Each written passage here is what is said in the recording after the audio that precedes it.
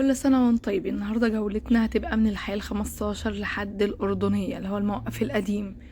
هنتكلم مع بعض في حاجات مهمة جدا سألتوني عليها في الكومنتات. الأول ما تنسوش تشتركوا يا حلوين في قناتنا الجميلة عشان نكبر إن شاء الله مع بعض. قناتنا طبعا غيرناها من يوميات أسرة مصرية لعاشر من رمضان مع ناس. ده صينية ال15 عديتها كده ودخلت على صينية ال11 أو زي ما انتم شايفين، لأن ال11 على الشمال وفي وشه مستشفى الجامعة هناك اهوت. لو انتوا واخدين بالكم على ايدي اليمين شايفين مستشفى الجامعة. طبعا مع الوقت ومع الدنيا بس شوية كده تبصوا تلاقوهم في المكان الفاضي دوت عاملين طريق موصل لهناك كده على طول، لانهم قعدوا عاملين اهوت في طريق اهوت فعلا. شوف انا ما شفتهوش الا وانا دلوقتي، يعني انا بحكي ان هو هيعملوا كده سبحان الله لقيتهم هما فاتحين الطريق اساسا. فبصراحة الدنيا شغالة حلوة قوي في العاشر. وكمان طريق اهوت، وكمان عشان جامعة ابتكار شايفين بقى مساحتها قد ايه. شايفين انا ماشية من اول فين كده، شايفين كده شايفين ما شاء الله كمية المساحة. شايفين مساحة الجامعة عاملة ازاي والسور بتاعها قد ايه. دي الجامعة اكيد انا متأكدة ان شاء الله ان هيبقى مش جامعة ابتكار بس، هيبقى فيها كمان تخصصات تانية وهيبقى فيها مباني تانية. طالما المساحة كبيرة قوي كده فهيبقى في تخصصات تانية. عدينا على كارفور ولا لسه؟ لا لسه، عشان ده الموقف الجديد اهوت على ايدينا الشمال كده. رايحين الموقف الجديد والجامعة اهوت، وعلى الحي اللي على السبعينات جوه كده. الفلل لا مش السبعينات عشان في سبعينات هنا، الفلل اللي عند الموقف الجديد. ده مول جديد كمان على الشمال اهوت بتبني. بصوا عايزه اقول لكم الحته هنا هتبقى يعني هتبقى حاجه تانية. ده كارفور طبعا. الحته هنا كمان يعني كام شهر كده عما المولات دي تخلص والطريق اللي هناك يشتغل اللي هو في وش ال11 ده. فال11 وال15 وال13 والمباني الفلل اللي في وش كارفور دي هترفع، وهتبقى الدنيا رافعه جدا جدا في الجنب دوت او في المكان ده. دوت كارفور اهوت. لسه كارفور على فكره في شغل تاني هيبقى فيه، هيبقى زي العبور والشروق كده. هيبقى فيه كافيهات وفي، انا ما رحتش الشروق بس العبور في جميع التوكيلات بتاعه الاكل ولبس وكل حاجه. هما لسه هيعملوا الدنيا وهيعملوا كافيهات وهتبقى النظام كده. ده سينما دايموند اللي في الوش دوت فيلل، وبعد كده حي الياسمين ده كده كلها فيلل على الشمال. وده دايموند بتاع قاعه افراح وسينما ومدينه ملاهي وفيها بسين. فالدنيا حلوه قوي قوي في المكان ده. هصور لكم فيه، بس زي ما قلت لكم عندي امتحانات ثانويه ومشغوله اليومين دول، وادعوا لنا ربنا يسهلنا الامور كده وينجح مي واشوفها كده من اوائل الثانويه العامه يا رب كده، او يحقق لها كل اللي بتتمناه. وده في الاول وفي الاخر نصيب، وكل واحد بياخد رزقه ونصيبه. فانا مشغوله بس شويه كده علشان ما بقعدش بخرج قوي زي الاول. فاليومين دول بس استحملوني ان انا ما بصورش فيديوهات كتير. كده مخلصه اهوت. دي الفيلا اهيت اللي بعد دايموند. في هنا مدرسه خاصه اهي احنا داخلين عليها على ايدي الشمال برضو. المدرسه تحفه. مش فاكره اسمها كرياتي، مش فاكره قوي اسمها ايه، بس هصور لكم يعني اشوفها لكم كده واقول لكم مكانها فين. هي بصوا في الصينيه اللي قبل ال11، في الصينيه اللي داخلين بيها على في وش السنترال، في وش السنترال بتاع العاشر من رمضان. وجنبنا كده هيبقى في حي ياسمين. لا هنا مش حي ياسمين، انا كده تهت خالص منكم تصدقوا. لا هنا مفيش حي ياسمين دلوقتي. لسه انا هنا في الاول كده. لسه حي ياسمين عند معهد تكنولوجيا، وفي معهد تكنولوجيا. انا هنا لسه في الاول عند الحي ال15 والحي ال11. خلصت صينيه الحي ال11 داخله على السنترال بتاع العاشر من رمضان. زي ما قلت لكم حطوا لايك. انا ما عنديش بشوفكم حطوا لايك ما بتهتموش، مش عارفه ليه. حطوا لايك، اشتركوا في القناه، انتوا بتستفيدوا مني زي ما انا بصور لكم فيديوهات وبدعم فيها، فانتوا بتستفيدوا من الفيديوهات دي. اتمنى ان تحطوا لايك. المدرسه دي انترناشونال زي ما شايفين، مدرسه تحفه، بس انا مش فاكره بجد الاسم بتاعها ايه. جنبها كده برضو احنا كده هنطلع بقى هبط السنترال في وشنا اهوت عند الاشاره اهي. الصينيه اللي في وش السنترال هطلع عند مجمع البنوك وهمشي للموقف من ورا. هبقى في ظهر الموقف. انا كده هبقى ماشيه في ظهر الموقف. ده السنترال اهوت بتاع العاشر من رمضان.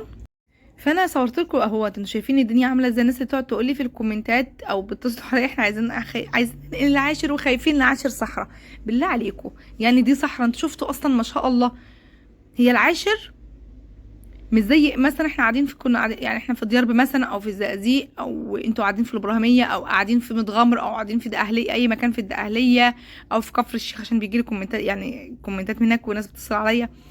ماشي، انتوا قاعدين في بلد المساحه بتاعتها او المكان بتاعها المساحه بتاعتها ما بتبقاش كبيره قوي زي العاشر من رمضان، فعشان كده البيوت كلها جنب بعضها والمدارس لازقه فيكم، يعني تبصوا تلاقوا يعني مجاوره، يعني مثلا حاجه 15 بالحال 11 كده يبقوا بلد من اللي عندنا، مثلا ديار بمدارسها ببيوتها بشوارعها بكل حاجه. انت فهمت قصدي؟ فالعاشر فانتوا تقدروا تمشوا جوه البلد وتلفوا فيها تجيبوا حاجاتكم كلها، لكن العاشر بتمشوا بس مش تمشوا كتير، لو مشيتوا كتير هتتعبوا، الجو حر في الصيف. فانتوا المواصلات عاد شغاله، السيرفيسات شغاله والتاكسيات شغاله وكل حاجه شغاله، في ناس كتير بتجيب موتوسيكل او موتوسيكل تتحرك بيه في جوه البلد، مفيش اي مشكله، عربيه مفيش اي مشكله، اي عربيه مفيش اي مشكله. انتوا فهمتوا قصدي؟ فالناس مفكره ان العاشر من رمضان صحراء، العاشر مش عدد صحراء، العاشر من بصوا عايزه اقول لكم من 9 سنين 10 ايام ما كنا في ال24 لسه، البيت اللي في ال24 لسه، كانت العاشر ما كانتش بالشكل ده بجد، انا بقول لكم ما كانتش بالشكل ده بجد، وما كانش عليها اقبال شديد جدا زي اليومين دول.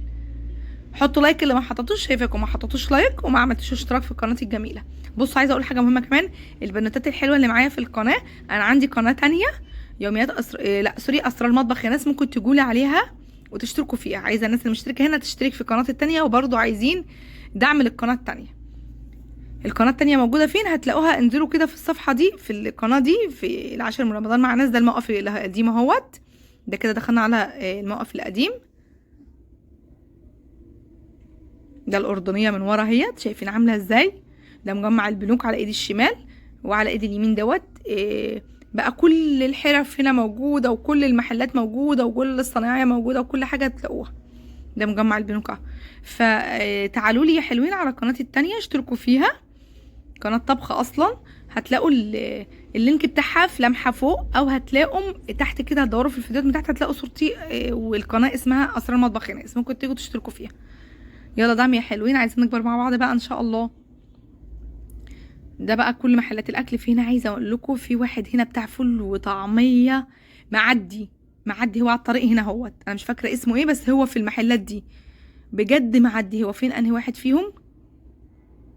انا مش فاكراه، انا مش فاكره الاسم، بصوا انا مش عارفه الاسم، انا عارفه الاماكن، بس بجد الفول والطعميه بتاعته تحفه تحفه تحفه تحفه، والبدنجان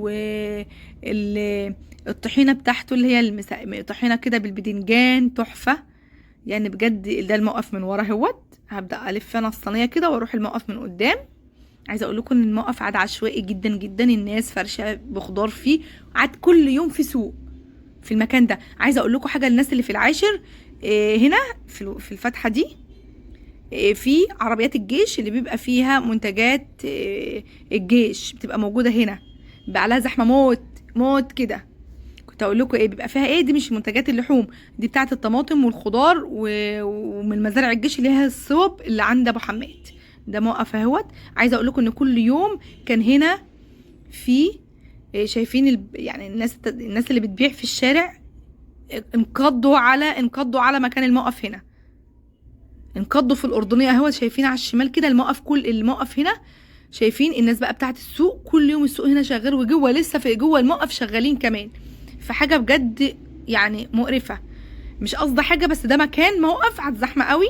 بس عايزه اقول لكم الفيديو ده كان من شهر، ان النهارده بقالنا يومين 2 الحمد لله الجهاز شال كل الناس دول وروقوا الدنيا زي الاول تاني، فالجهاز مش مبطل مع الرئيس، الجهاز الجديد زي ما قلت لكم كان ماسك المنصوره الجديده وكان ماسك المنصوره، وكان ماسك راس البر والمنصوره باين الجداد، انا فاكره المنصوره قوي، وباين راس البر الجديده كان مخليهم تحفه، فان شاء الله ان شاء الله الايام الجايه العشرة هتبقى حاجه تانية خالص كمان ان شاء الله. شايفين على ايدينا الشمال الموقف والناس بتبيع وحاجه كده كتير، يعني كتير قوي ان مكان زي ده يفتحوا في سوق، يعني كل مجاوره فيها سوق ماشي، بس مش في المكان ده، عاملين زحمه وعاملين الدنيا عاد هنا زحمه قوي، فهم الحمد لله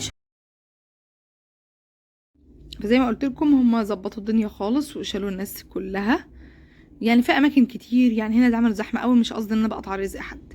قدام شويه كده في مونجيني فاتح جديد، وشويه كده قدام في مولات حلوه قوي، في اماكن حلوه قوي. عايز اصور لكم في مكان في لبس وفي حاجات تحف في العشرينات، هعمل لكم فيديو هناك، مش فاكره في الثلاثه انا كنت في ال 24 وكان جنبي على طول في ال 22 و 21 عند فيلا العشرينات دي، حاجه كده تحفه، تحسوا ان انتوا في مكان تاني خالص بعد عن العيشه.